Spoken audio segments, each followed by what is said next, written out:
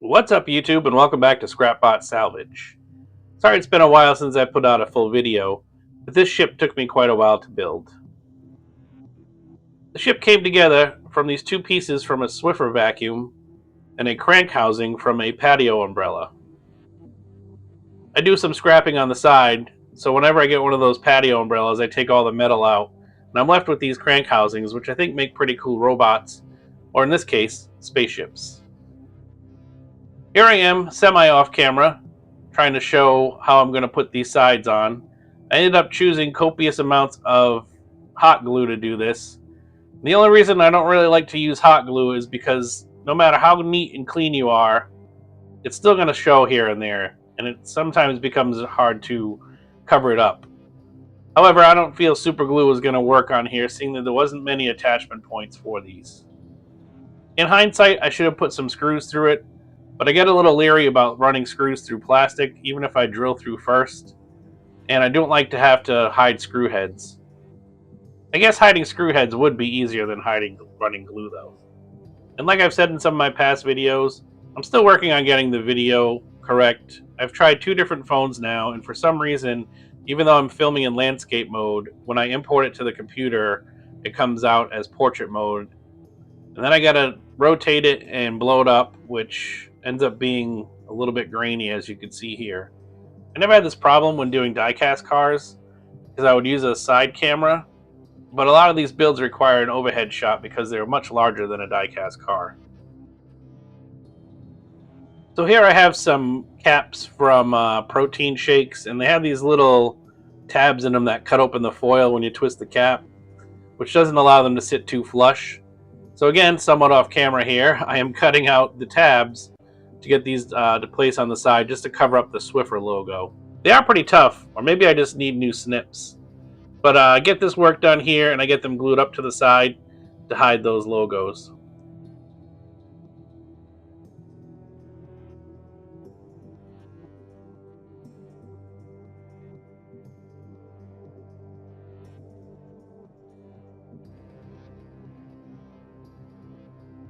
Of course, those caps also have a logo on them. I'm going to go ahead and add some greeblies to the tops of this. 1, because obviously we need to add greeblies. And 2, I don't want any kind of logo that doesn't apply to the build. This is a piece from a model car kit. A buddy of mine gave me a whole bunch of model car parts. He was just using the bodies for slot car racing. So I do have a whole bunch of model parts here, car model parts that is, to work with. You'll see a lot of those in this build. And here is the appearance of the shampoo nozzles. By far one of my favorite things to use in builds. They make great blasters, they make great engines, they make great turbines, fuel tanks, whatever you need. They're always good and up for the challenge. They are a little hard to paint sometimes, and they don't take paint that well, so they do require some sanding. And I could probably heat them up and have better results, but I just don't feel like heating up plastic downstairs. So in any event, these are going to get put on. I believe this is the rear of the... Yes, this is the rear of the ship.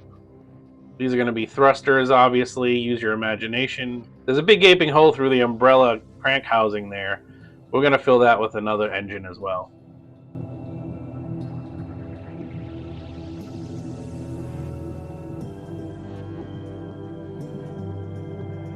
As I mentioned, there was that big gaping hole in the back there. So I do have this piece here. I believe it's from a camera tripod. I'm not sure where I got it, but as you can see, it's a little too small for that. So I do have this, I do have this aluminum bezel or tin bezel here that must have came from a lamp I dismantled or something like that. That fits perfectly on the back and makes that hole a lot smaller in order to fit the last thruster. I added some glue inside the ring and placed it on the crank housing, also getting some on my finger, which did not feel nice. Held it in place for a few seconds here to let the glue set. And then I'm going to add the thruster part. Another reason I don't really like using hot glue is sometimes it just doesn't want to stick. And I'm having that case here. It eventually did dry and stick, but it took a little bit to get that done. Eventually I got that thruster in there and everything was fine. Here I am just kind of looking over the build here. That glue kind of did lift that rear piece, as you can see there, but I'm not too concerned about it. Try not to let my OCD get the best of me, and then I could see there that that cap just popped right off, so I had to fix that. And here comes the second appearance of those lotion or shampoo pumps. I'm going to add this drinking straw here to it to kind of simulate a fuel line to go towards the back, because after all, you do have to have some realism in these builds. But these two pumps are going to make up kind of the front.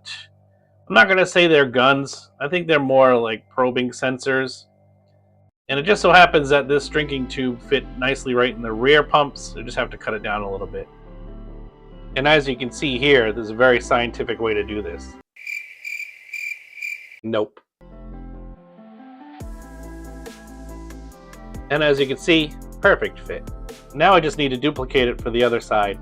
And as you can see, I'm employing that same scientific skill to get the exact measurements correctly.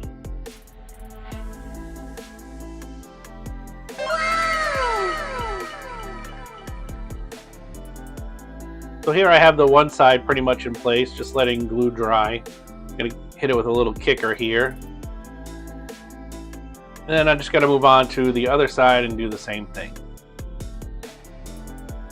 I wanted to cover up the gaps in the top of this piece here, as I didn't like it and it did show a lot of glue. So I grabbed some of these shampoo bottle tubes and added, I'm not sure what they are, but they were from the Auto Parts model kits. I don't know if they're supposed to be shocks or whatever they are, but they made good ends for these here. So I'm just attaching these little ends to it just to give it some sci-fi look. I did sand these tubes down previously, so they should stick very well. Now it's time to dress the hole in the front side of this crank housing. I had some kind of candy lid here that just really didn't fit as well as I wanted it to. So my first thought here was to add some masking tape to thicken the back side of it. That also didn't work that well, so I switched to EVA foam.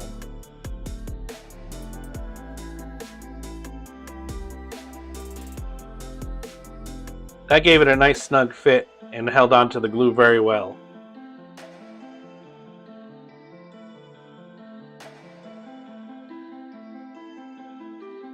Now it came time to add greeblies to this piece. As you can see, I've done a lot already off camera. Just going through these Auto Parts sprues and finding anything that I think would look cool on the spaceship. As you can see here, the camera also got a little bit better. I switched to a different camera at this point, and I do like how it definitely added a lot more clarity to the build. So going forward in this video, you should see an improvement in the video.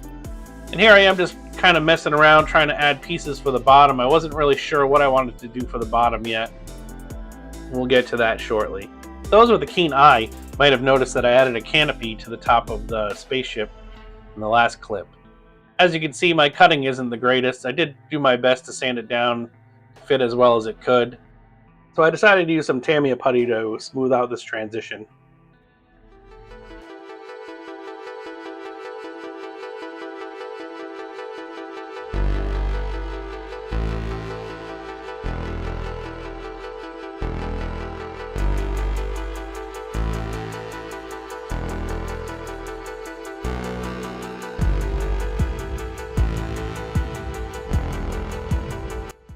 Now that that canopy was done, it's time to address the bottom of this ship. I think it's way too plain just the way it is. So I do have this drink insert container. I think it's from a Circle water bottle. A couple of caps here that are going to fit in right in the end here to create some kind of fuselage for the ship itself. So I'm just going to go ahead and drill out the middle part of that blue cap just to add a little bit more realism that it does have some type of exhaust on it. As you can see there, I'm just measuring out the size bit I'm going to need, and then we'll get to it. As you can see here slightly off camera, I'm using all safety precautions while drilling out this cap. In all seriousness, please do not hold objects in your fist to drill them out. I was holding it tightly because I know with these small caps, once you start drilling on them and you break through, they usually spin out of control and go flying across the room. So please use all safety precautions while crafting. So now I'm just adding some tubing to the fuel, I guess we'll call it a fuel tank, just to kind of tie it back into the ship. Applying some copious amounts of hot glue to the bottom of the fuselage and getting that to stick in place. Those tubes I'm going to end up putting in those two square holes that you see on each side of the bottom of it, just to kind of give it some realism that it is giving fuel to the ship itself.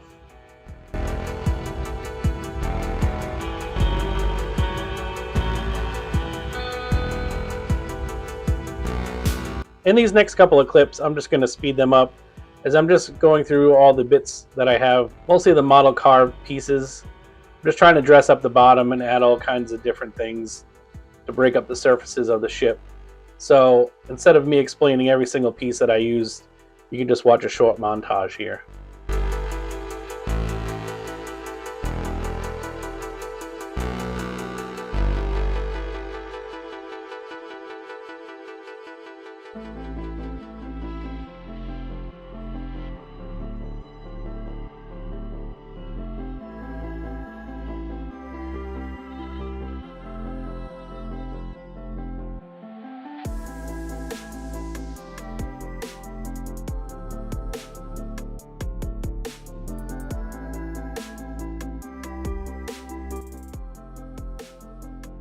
And here we are at the point where I think all the building part is completed. I think I've stuck enough stuff on here to make it look passable as a spaceship. Please ignore my tiny little turntable there. I do have a larger one on order. In any event, like I said, this is probably about the end of the build process, and we are ready for primer. The also magical primer, and we'll get some shots of that right after I get that finished.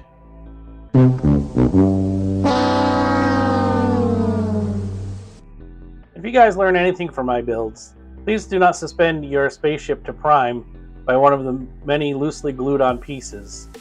As you can see here, this one took a nosedive on the floor. Fear not, space travelers. I did go ahead and get it all fixed up and ready to go. And in the grand scheme of things, there wasn't that much damage. It's just very disheartening to watch it plummet face first into the floor.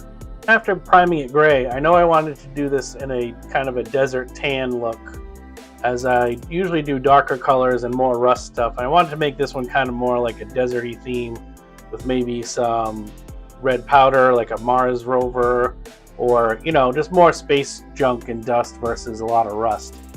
So I did this in Deck Tan from Tamiya. Again, just sprayed on. It does leave kind of a slick surface, so it was a little bit rough to paint. I think in the next time I would clear coat it in matte just to get some more tooth to it. I was having some trouble picking a color scheme for this after the Deck Tan. It was then I kind of looked over at a speeder bike that I have on my workbench and kind of drew some inspiration from there with the blacks. I will add some gray to this as well, and I did a couple of hints of red just to kind of break up and add a little bit of color to this. Again, it's not something I need to have very bright and colorful, but I was pretty happy with the scheme at the end of this. Now for me, this is pretty much the do or die of any paint job, is the wash. It's very easy to go overboard on a wash, so it's kind of a fine balance. Luckily, most of this can wipe off, but I feel like if you really screw up the wash, then there's not much you can do to backpedal other than to maybe lighten it back and try to bring it back or dilute it. I did just recently pick up some supplies to do an oil wash, so I'm looking forward to trying that. At least with that, you can use the mineral spirits to thin out the wash in areas that you might have put it on too thick. But here I am just moving along here with some Viejo game wash, and I believe this was sepia. Again, just kind of getting all the nooks and crannies and get the detail to really come out. And while I do this weathering process, I'll give you some lore on what this spaceship is all about. I kind of imagine this ship as a rugged deep space industrial vessel designed to roam the outer reaches of known space in search of valuable resources. Equipped with a powerful ground-penetrating scanners, orbital probes, and autonomous mining drones, it travels from planet to planet analyzing mineral deposits, ancient wreckage, and rare energy signatures. Built for endurance rather than speed, the ship can spend many years away from civilization, its weathered hull bearing the scars of harsh atmospheres, asteroid impacts, and countless expeditions into the unknown. It is only manned by one person, an old outlaw desert cowboy who has made it his mission to find more resources for his small town. Now here's the ship after the wash has been applied, and I added some colors, some browns and some grays, as you can see here. A little bit of silver on some of the tubings. Now I'm going to add some quote-unquote pigment powder. This is actually just ground up pastel chalk, not the oil pastels, just the dry chalk. Way cheaper. I've been doing this for years. I bought an old coffee bean grinder, and I just throw the chalk in there whenever I need it, and I pulverize it to a powder. Then I just use this kind of makeup brush to go ahead and get it brushed on.